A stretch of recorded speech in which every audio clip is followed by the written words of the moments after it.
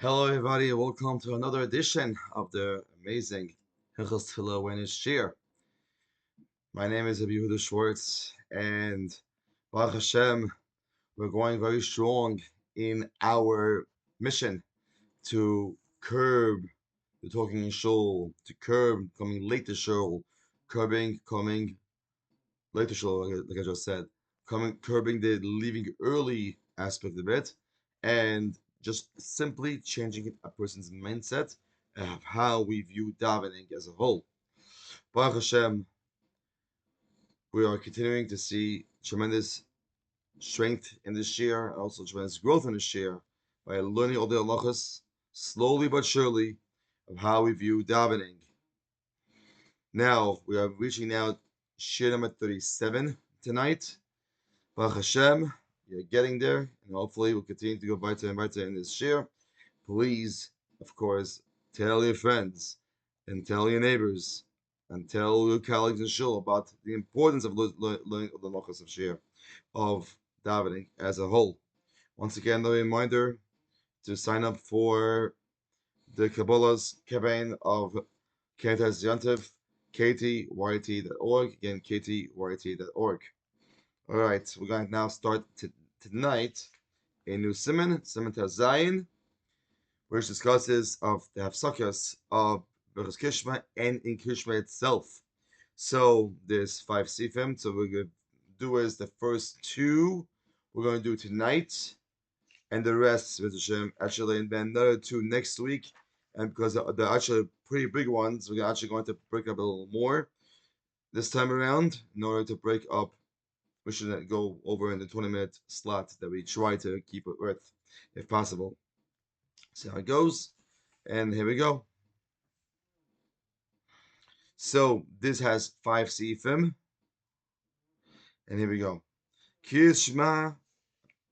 Din hafsakas b'berachos kishma b'sifim.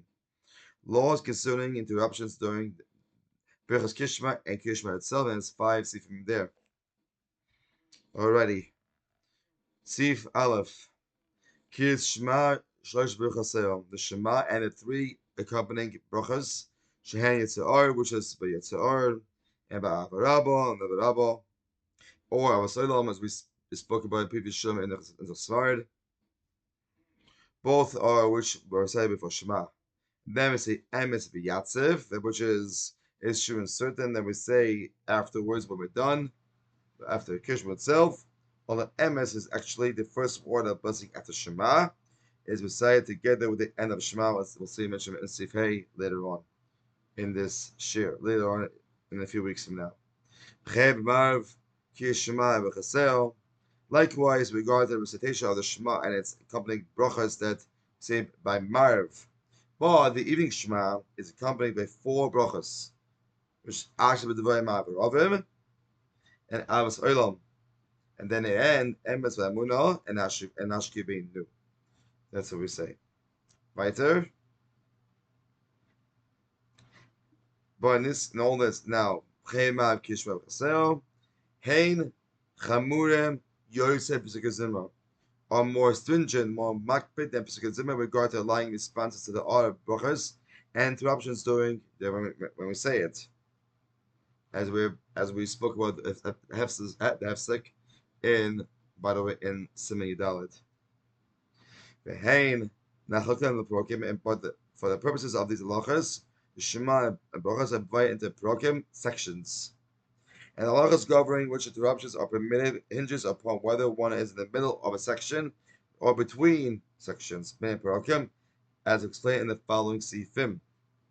These are considered the ones that are considered prokim, between sections, which is between Yitzhak until end of Avrabo, and which is at the end of Avrabo, between Abracha chooses people Yisrael with love, the Shema Yisrael to Shema Yisrael. Then, and the other one, between the Shiracha and pointing against the last one, the first section of Shema, Voyim Shemaya. And if you come to pass, if you hearken, the first one's the section of Shema, in Bain Aloretz, between Aloretz, the earth, last words of the second section, Levayomer, which was said by Tzitzis. Although main Sidurim, that Pasuk Lamai B'Mechem, in order to prolong your days, is printed as a separate paragraph. Nevertheless, it's actually part of the second section of Shema, Avoyim Shemaya. Now, what else? Steve Base, Bein HaProkim, in which when one is between sections in his davening, notice he has arrived to any points delineated above. It's permitted to say Amen, any brachas that he hears. And also there's an appendix and Kitzur's editorial regarding saying Amen with bracha by Messiah. And Mikolchken, the motolas Kedusha Kaddish al Baruch Hu. And certainly one's permitted to respond to Kedusha Kaddish and Baruch Hu. But the Mishmar writes that if one hears Kaddish, even if it's between sections, he may respond only with Amen. Heish Meirabo, and the following Amen of the Min Alma. That's about it. And Baruch Hu. Aval, Baruch Hu Shemai Loyim, but say Baruch Hu Shemai, he should not say at all. Also, if he hears when the tzibur says Kishma, he may not recite the pasuk of Shema Yisrael. Whether he should continue reciting the davening that he's been saying in about a loud voice. In the manner that the congregation says Shema Yisrael. Should appear as if he's doing Shema along with them. To typically carry on with one's davening while the tzibur says Shema would appear as if he does not wish to be included in acceptance in the davening of Hashem, and we'll see Hashem later on in Simon Yud Zayin. So, in short, basically, Bein HaProkim, as we delineated in Sif Aleph, is, in which case is basically Bein Tzimmeres Avarabo, Bechaben Yisrael Baraba, Shema Yisrael, of course, Bein Mesharecho, Bein Shemaya, Bein Aloretz Vaviyemer. And then Bein HaProkim, is more to say Amen Chabacha Bacha, Shema you cannot say. Also, if someone does hear Kishma, by the way, Shema Yisrael, by the way, you should say basically like this, take it out, so to speak, and then say it loud wherever he's up to currently. Now, there's other parts as well. We're going to discuss that next week. It could be actually, we'll probably finish the rest next week, even here as well. It's not so long. Okay, we'll stop with this part and then now continue with Tefillah of meaning for much double legal words. So, also, it's a short chapter. We're going to read one chapter tonight. And it's the power of Tefillah. Remember to go get in your stores, and or you get it in, also in Israel Bookshop Publications. They're having now a sale in a big sale now going on in Lakewood. Now, through Tefillah, one has the power to ask Hashem for whatever he wishes. In order to have such power, one must put his heart and soul in Tefillah. Hashem desires a heart. As long as one tries his best to make sure his tefillah is sincere, Hashem will be satisfied and make sure his tefillahs are answered. The power of tefillah is so great that one can make a request that is contrary to the natural order of the world. This is according to the Kemach Tefillah in the beginning. This is mentioned as well in the Bina B'chai Devarim. When Rivka was barren, basically didn't have kids, she davened and became pregnant. In addition, the Medresh Rabbah says that Leah was destined to marry Esau, and Rachel was destined to marry Yaakov. Leah cried out so hard that the decree was changed. Leah also married Yaakov. Not only that, Leah married Yaakov even before Rachel. In addition, Leah married to bear many Shvatim and was even buried Yaakov in Hebron, as opposed to Rachel, which actually was buried in Bethlehem. Tefillah not only has the power to change normal occurrences, but it also has the power to change that which was decided already, according to the Ben B'chai and Devarim.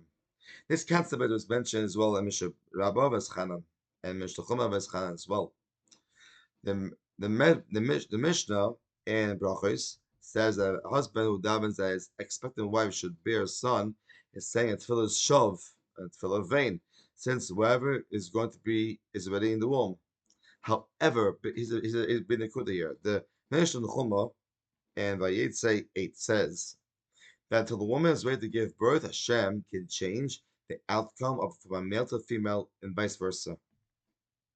The Medrash and Shemes Rabbah says that even Pari knew the power of Tefillah. He wanted to daven so the Makkos would stop, but Hashem didn't let him do that. The Akish Shemoni says that if Klal Yisrael would have known that Moshe Rabbeinu was going to die, they would have davened, and Hashem would not have been able to take Moshe Rabbeinu from them. In the Gemara, Imsech Sota Daf Beis Aleph says that finding a shidduch is hard as Kiryas Yamsuf.